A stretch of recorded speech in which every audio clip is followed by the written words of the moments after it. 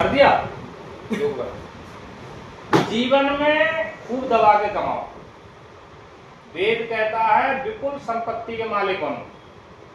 जितना जीवन में आपको पुरुषार्थ करना है करो, जितना कमाना है कमाओ।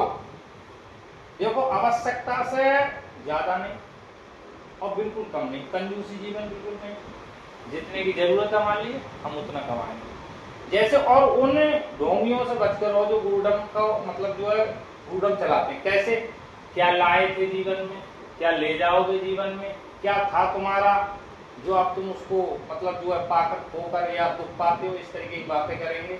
झूठा गीता के नाम पर गीता साथ चलाएंगे। अगर यही बात योगेश्वर श्री कृष्ण गीता में कहते तो अर्जुन से क्या कहते, क्यों युद्ध कर रहा, क्या हो गया, द्रौपदी की इज्जत पे हाथ डाल दिया तो क्या हो गया, ऐसा हो गया। ये सारा का सारा एक झूठा सार है जो गीता में नहीं है। श्री कृष्ण कह रहे हैं अर्जुन से, उठ, शत्रु में से एक भी नहीं बचना चाहिए, एक भी जीवित नहीं बचना चाहिए।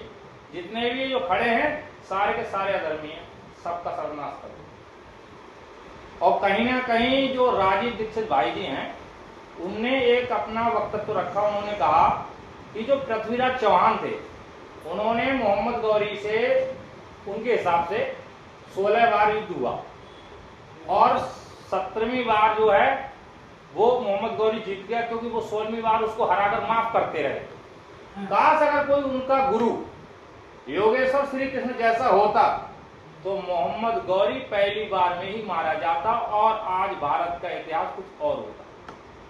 तो सबसे बड़ी चीज ये होती है कि तुम्हारा जो आइडल आदर्श है, तुम्हारा जो गुरु है, तुम्हारा जो आचार्य है वो कैसा होना चाहिए। तो इसलिए शत्रु को छोड़ देना सबसे बड़ी मूर्खता है। कभी भी नहीं छोड़ना चाहिए, जैसे ही मिल जाए पलक झपकते ही सत्यानाश खत्म कर दो उसको। जीवन में ये बात हमेशा ध्यान रखो। और कोई व्यक्ति तुमसे ये कह दे कि जैसे रास्ते मिल जाते हैं तेरी किस्मत चमक जाएगी, भाग्य के भरोसे बैठे रहते हैं, कुछ नहीं। जो व्यक्ति पुरुषार्थी होता है और जो पुरुषार्थ करता है, संसार का सभी सुख उसकी समझ लो गोदी में खेलता है।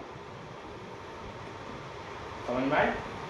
तो ये चीज अपने दिमाग में डाल लो और जितना जीवन को सूक्ष्मता से जियोगे उतना ही आनंद आएगा। ये बेवजह मतलब बेवजह की टेंशन कुछ लेना देना नहीं। अगर हाँ आपको स्ट्रेस लेना है, मैं तो वैसे स्ट्रेस नहीं लेना चाहिए ये कहता, हमेशा प्रसन्न रहना चाहिए, क्योंकि समस्याएं अगर आ रही हैं तो उनका समाधान करना ही आपको मतलब करना पड़ेगा। ये नहीं कि आंखें बंद कर ली अंधेरा हो गया, शत्रु घर के सामने बैठा हुआ है, पड़ोसी पर अत्याचार हो रहा है, आप चुपचाप बैठे देख रहे हैं। ध्यान रखें अगला शिकार आप हैं, तो सबसे पहले आपको ढूंढने की जरूरत है। किसी ने कहा है, मेरे जो मुझसे बड़े वाले भैया जी हैं उन्होंने मुझसे बताया कि शत्रु को नेक न समझो, सिंध का तूफान है, आ जाए जिद पे तो मैदान ही मैदान है। तो मैंने उनसे कहा कि इतना भयंकर होता है शत्रु, तो बोले और क्या। मैंने इसका समाधान क्या, तो उन्होंने कहा कि शत्रु को इस तरह पकड़ो ना पाए छूटने, सांप भी मर जाए लाठी ना पाए टूटने, उसको हवा नहीं लगे। उसका काम डाउन कब शुरू हो गया, यानी कि कब वो खत्म होने वाला, उसको हवा नहीं लगे, पलक झपकते ही शत्रु को नाश कर। और जो क्षमा क्षमा लोग चिल्लाते हैं कि क्षमा कर देना, ये जो एक कीड़ा हमारे सनातन के लोगों के अंदर ये कीड़ा बैठा है कि हम बहुत क्षमाशील व्यक्ति हैं। क्षमा का जो अर्थ है उसको कहते हैं सहन शक्ति या सहनशीलता। जैसे बच्चे कोई गलती करते हैं तो हम सहन करते हैं, और मतलब कितना भी वो उत्पात करें तो हम सहन करते हैं। लेकिन इसी क्षमा का अर्थ ये नहीं होता कि हमने उसको छोड़ दिया, हमने उस पर हमारी दया आ गई। दया हमेशा किस पे आनी चाहिए, जो वाकई में सबकी तरफ खड़ा है उस पे आनी चाहिए। दुर्जन पे, दुष्ट पे, राक्षस पे, इन पे दया का कोई मतलब नहीं बनता। दया उस पर कभी नहीं आनी चाहिए। और मुझे लगता है कि क्षमा का अर्थ जो लोग लेते हैं ये गलत है। हमेशा दया निर्बल पे दया कर सकते हो, अपने जो छोटे उम्र पे दया कर सकते हो, जो निर्बल अपने आप से कमजोर है उस पर दया कर सकते हो। दिनकर जी कहते हैं कि जो क्षमा सोवती भुजंग को, जैसे जो कोई ऐसा भुजंग हो जो विषधर हो, तो समझ में आता है यार हम बलिष्ठ और सब कुछ है हमारे पास और इसलिए हमने उसको क्षमा कर दी। ये करूँ कि हम बेवकूफ हैं हमने इसलिए क्षमा कर दिया, बेवकूफन की क्षमा कर दिया, ये सारी चीजें सब बेकार है, कुछ नहीं।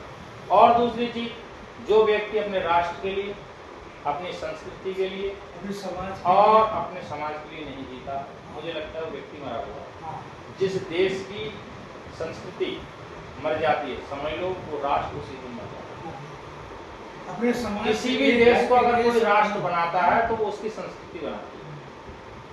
ये नहीं कि हमने 2-4 नाम जान लिए, हमें ईश्वरीय ज्ञान नहीं है तो हमने किसी बाबा की बात मान ली और किसी ने 2 किताबें पढ़ ली, उसकी बात मान ली और कन्वर्ट हो गए, बात खत्म हो गई। नहीं, शनिवार को उधर धागा बांधना है, हाँ, इधर बांधना। हमेशा ध्यान रखना, बच्चे कैसे होंगे तुम्हारे घर के अंदर अगर ग्रंथ रखे होंगे तो बच्चे विद्वान पैदा होंगे। घर के अंदर अस्त्र शस्त्र ग्रंथ होंगे तो विद्वान भी होंगे और वीर भी होंगे। अगर तुम्हारे घर के सामने उल्टी चप्पल, टूटी चप्पल होगी तो हम लोग बच्चे पाखंडी होंगे, क्योंकि जैसा वो देखते हैं वैसा ग्रहण करते बच्चे जो घर में जैसा बच्चे- है, एक वैसा ही ही। सत्य है, जो घर में बच्चे होते हैं ना, पूरी जिंदगी में जितना नहीं सीखते हैं ना, उससे पहले वो खुद घर बनवाने में आ जाता है उसका मतलब। कहने का मतलब जो जैसा आप घर का माहौल देखेंगे ना, बनाएंगे। वही होगे। और कम से कम मेरे हिसाब से घर के एक बच्चे को गुरुकुल में अवश्य जाना चाहिए आज के समय में। और मुझे ये भी मैं आपको मतलब जो एक गारंटी दे सकता हूँ कि लास्ट में जब आपका समय बिल्कुल आप निर्बल हो जाओगे, आप दूसरे के उस पे हो जाओगे, पराधीन हो जाओगे, तो वो ही बच्चा आपको रोटी देगा। ये जाना, ये अंग्रेजी पढ़ने वाले, इनको भी अंग्रेजी माँ बाप चाहिए, समझ रहे हो? थोड़े दिन बाद इनको लगेगा कि माताजी ज्यादा बोल रही हैं और पिताजी तो भौंकते रहते हैं। ये नहीं कहेंगे बोल रहे हैं, ये कहते भौंकते रहते हैं। इनका तो काम ही है भाई।